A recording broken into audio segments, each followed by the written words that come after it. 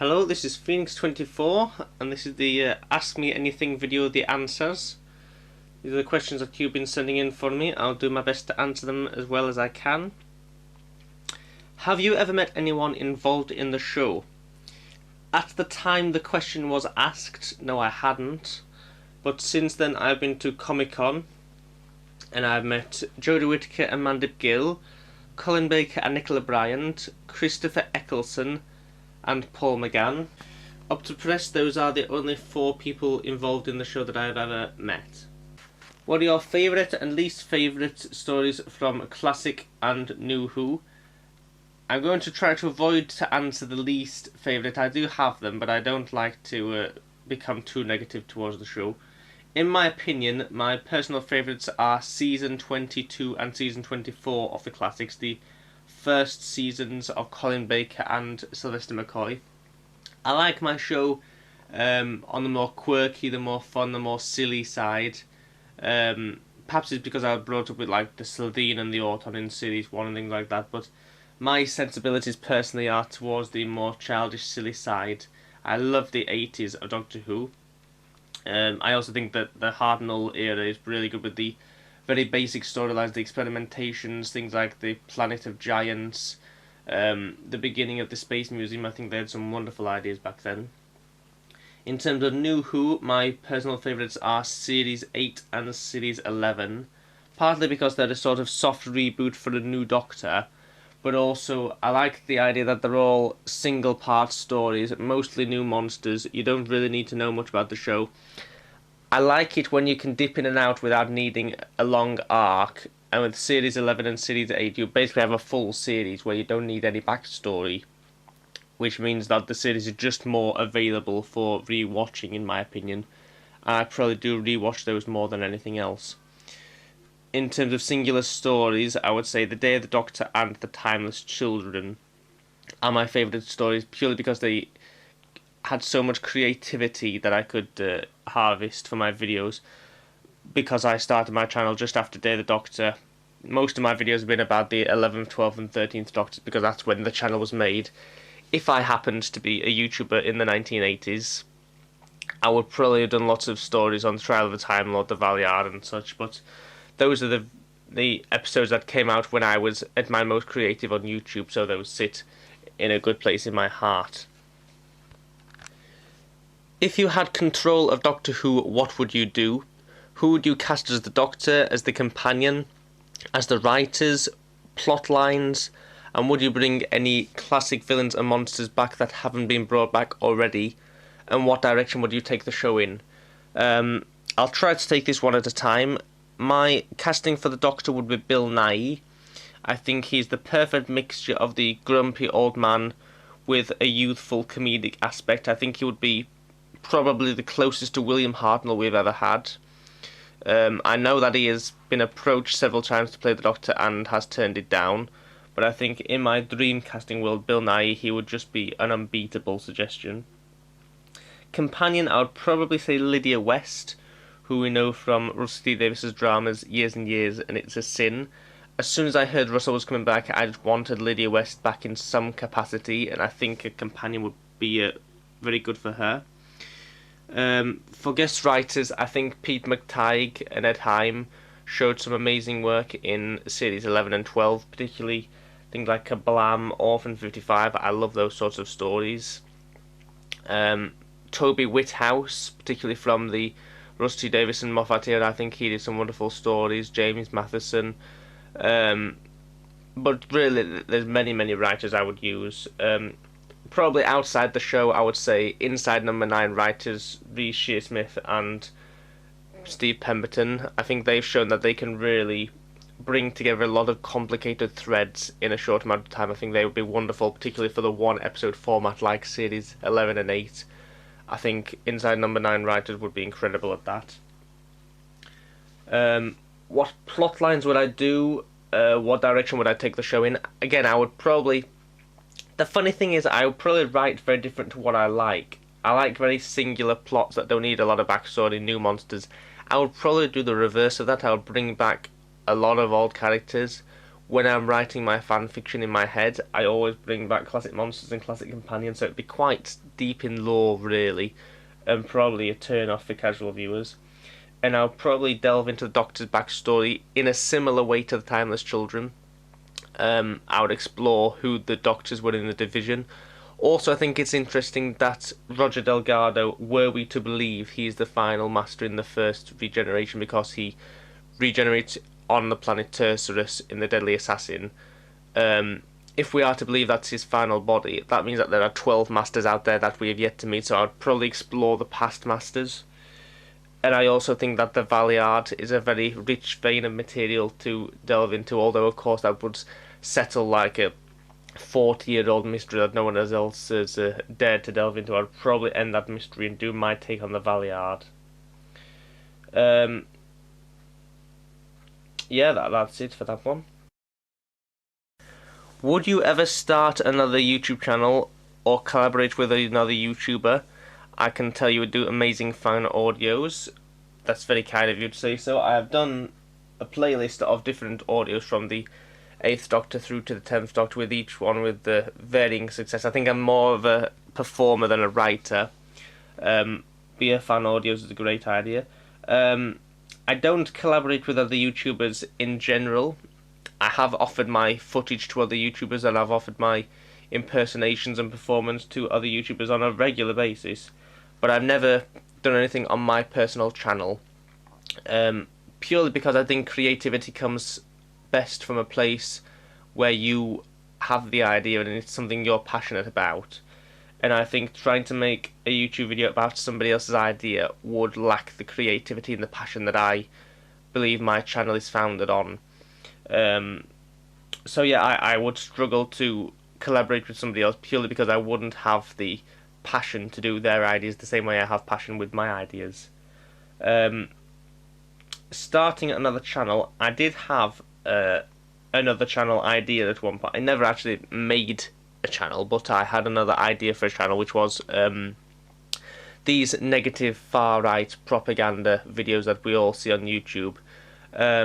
I was going to do a parody of this because I do on occasion watch those videos just out of comedic value, or sometimes I think I'll give them the benefit of a doubt to say they're not far-right propagandist, and undoubtedly they always are when I do watch them. And it's mainly entirely incorrect, false hate speech in those videos, and I thought I would do a parody of those where I basically create that sort of a vibe, but for popular stories.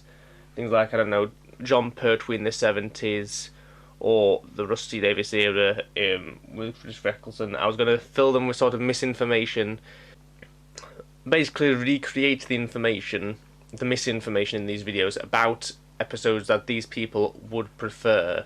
The 70s, the 80s, the golden years of Doctor Who. I did do an experiment on this because I wanted to see if it would work, where I think it was just after Boom aired, I did a video of a takedown of Blink, where I thought Blink is probably the hardest to criticise of all time.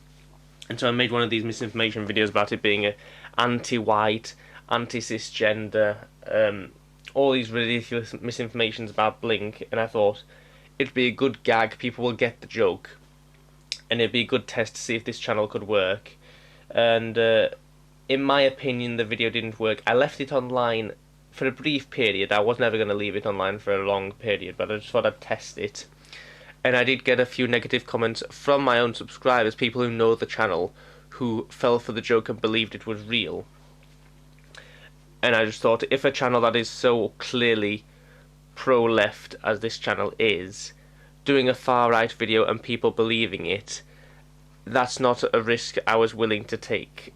In terms of either the far-left believing it or the far-right believing it, I didn't want to take the risk of it being in any way convincing, so I decided against that idea. But yes, if I wanted to make a second channel, I probably would have gone with that concept. What does the name Phoenix 24 mean? I do often wonder about this because there are YouTube channels out there, you'll have watched several of them, where they're clearly Doctor Who-centric channels, but have no clear Doctor Who connection in the name. I think mine is probably one of the more obscure ones. But there is a connection, which was back in 2014 when I came up with the channel idea. I was thinking about what is regeneration, what is a Time Lord. And it's obviously somebody who burns in flames, and then out of the ashes comes a new person. And as I was just pondering this concept, I just thought a Time Lord is a phoenix. That's essentially what it is. It is a anthropomorphized phoenix. And so that's simply where the name came from. If I were to do some sort of backstory as to who the Doctor's original race were, which I think is a storyline that should never be tapped into, that should be a great mystery. But if I were to tap into it, I would say that the mythical creatures, the Phoenix, are based on what the Doctor's original race were. The 24 is just a number that is in my head all the time. I'm always fascinated with the number 24. And it came from when I was watching Doctor Who in the cinema, the day of the Doctor 50th anniversary. And the 10th Doctor said that the number of children on Gallifrey were 2.47 billion. And I had already had the number 24 in my head as my favourite number. And when I heard that number just echoed back at me on the screen, I thought, that is the number I'm going to use for the channel, Phoenix 24. That is the long and the short of why I'm named that. It's nothing more than that. In your announcement video, you spoke about the rules of your channel. What are these rules? Several of them are fairly formulaic. Always involve Doctor Who in the videos. This sort of goes without saying, but at several points I've been tempted to do things out of the show on other topics. Maybe it be real world politics, maybe it be Star Wars or Back to the Future or whatever. And I've always had a rule that those videos must include Doctor Who. I do not stretch beyond that basic topic.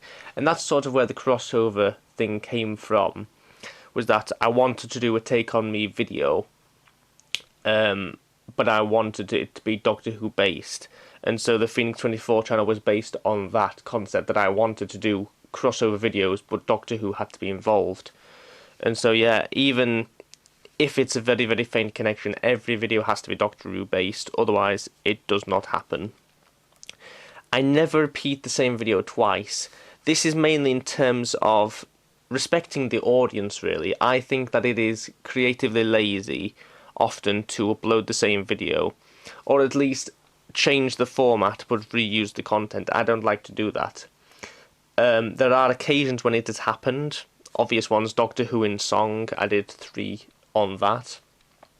The Ultimate Title Sequence, but they were mainly because I felt that the audience would enjoy watching it a second time, and I made significant changes. The reason why the transitions are crap in the second and third versions of the Ultimate Title Sequence, because I made a deal that I must not repeat anything I did the first time. And now that I decided the channel is ending and those rules are going to be stretched, I am more than happy to upload the same video twice. Whether I will do that in the coming months, I have not yet decided. Never showing my face, this is kind of an obvious one. I feel that the channel speaks for itself better if you don't know who's making the videos. I have since revealed what I look like, and I have also slipped it into past videos. Back when I was less careful about upholding the rules, I did have videos where you can clearly see who I am. That is up to you to figure out where those moments are. My last rule is, again, more of a respect to the viewers or a respect to the history of the channel, which is my videos are always adapting, always improving, hopefully. Sometimes I watch back on old videos and I realise either that I've improved and the old video's rubbish, or sometimes I watch an old video and I think, wow, that's amazing, I probably couldn't do that now. But I've always made a deal with myself that I never remove any of those old videos. Even if I watch the video and I hate it and I cringe and I wish I never made it, I never delete a video, because I believe that is all part of the evolution of the channel. That's part of the story of what's happening on this channel. And as I say, since then I have decided not to follow the rules of this channel anymore, and so some videos will not be available for the viewing audience. But it's only like a handful of videos. But yeah, I always said no matter how much I cringe watching my own videos, I would never remove any of them. can you tell us something about you or a video that we wouldn't expect to hear? The main one, perhaps, is that there are some videos on this channel that I don't actually like. For example, the Who Wars video that I made, I don't actually like Star Wars, and I have been nervous since that video arrived that somebody would question me about clips in that video, because I genuinely don't know what the video is about. I watched Star Wars once, and I had an idea that I would do a Star Wars Doctor Who crossover quite near the beginning of the channel, and if you watched the Who Wars video as a Star Wars fan, you will probably notice that this is based on somebody who doesn't have a clue what they're doing. I sort of came up with the concept at the beginning of the channel that I can sometimes make videos that I want to watch, but that I don't want to make as a person. That me and the Phoenix character can want to do different things, and yeah, Star Wars, Who Wars is a big example of something where I didn't really like it. Yeah, there you go. Are there any videos you are particularly proud of? There are standout videos. Take On Me is an obvious one. Docpool, the Deadpool crossover that I did. There are very few videos where I think I've actually got what I wanted to on the screen. Often it is a concept rather than a finished product that I want to create. So I might have an idea, and I sort of put across the idea rather than putting across, this should go out into TV and cinema. It's usually just, here's an idea that I have. With Docpool, that is one where I actually did create what I wanted to create, and I'm still very proud of doing that. Other videos, I would say I've periodically made videos that are sort of a live action scene or a plot. For example, it started with 12th Night, Genocide the Daleks, Me After You, A Time for Change, The Time Traveler's Second Wife. These are stories that I've done using footage from the show, putting them in a different order and making new pieces of dialogue. I've always been very proud of all those videos, particularly Me After You, A Time for Change. I think I succeeded really well in creating a flow, creating a new conversation, making it like Peter Capaldi is talking to Jodie Whittaker, and actually just putting Jodie Whittaker in the TARDIS. I think I did particularly well with that.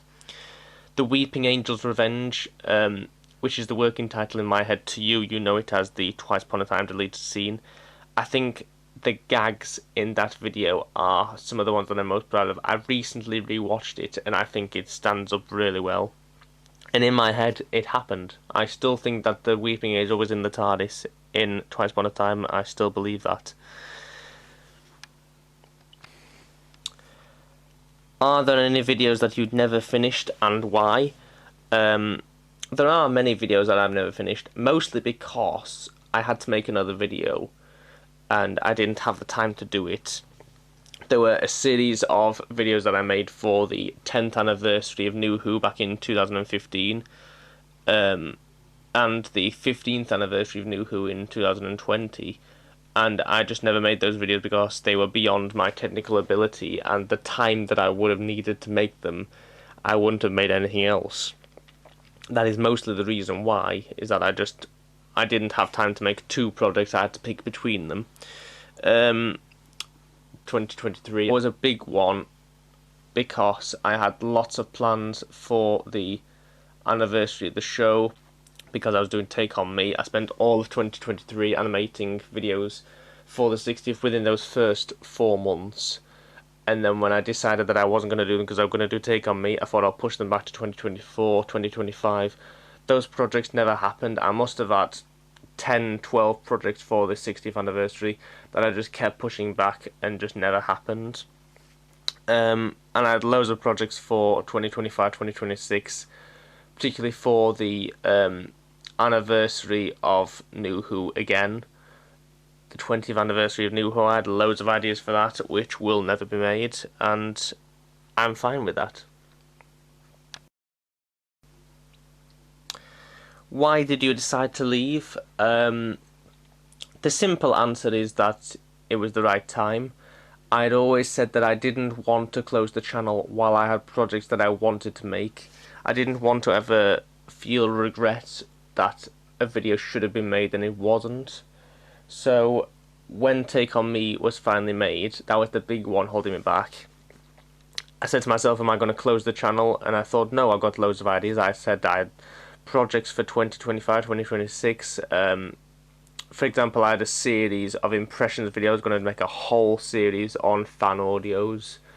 I was going to make the recasting video, which you'll have just recently seen uploaded now. I had loads of ideas, and I just sat back and I thought, would I really care if I did make these videos? That's the thing that's always held me back, is that Take On Me, I would always have cared if I never made that.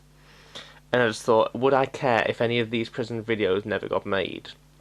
And I wouldn't. I would be perfectly happy if they didn't get made. And that was the moment I thought, that's the time to end it. If I don't any longer care that these videos don't exist, that's the point that the channel ends. And within that split-second thought, I just thought, we're finished, that's it. And I haven't looked back since. That was roughly the time of Series 14 airing, probably around the Devil's Court. I had that thought towards the beginning of May this year. It was never a plan to end it after 10 years, but yeah, I just thought the time is right, do it. And that's it. That is the end of my Q&A. I look forward to sharing with you my final few videos for the last few months of the year, and I hope you all enjoy watching them. And yeah, I'll see you next time.